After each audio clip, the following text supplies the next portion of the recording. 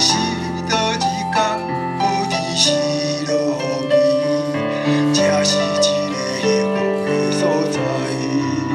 台南社大台江分校作曲班师生，伫13殿地港古厝前，用歌声唱出台江的歌词。一人人的三把鱼仔想声真正好，排水山的头早一刻开始。结合台江地方知识，发展一村一庙一家团，为台江家乡写歌，以台语创作台江新曲。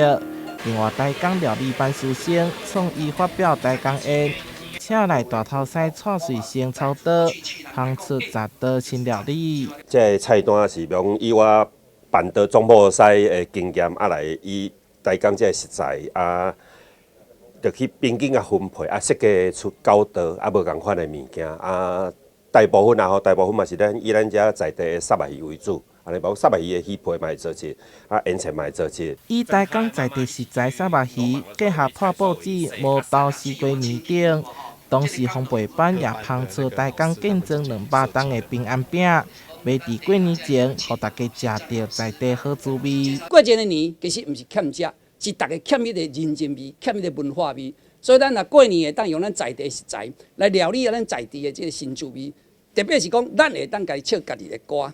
做伙来食一顿饭，食一顿团圆饭，来做伙来唱歌，迎接咱平安的台湾年。发表当天，副市长叶铁山无法界人士兼在地社团，拢斗阵来食这顿团圆饭。除了替过去一档台江见证200档的活动做感谢以外，更要伫新的一档继续互在地文化发展落去，找到更较好的环境。台南新闻小块采访报道。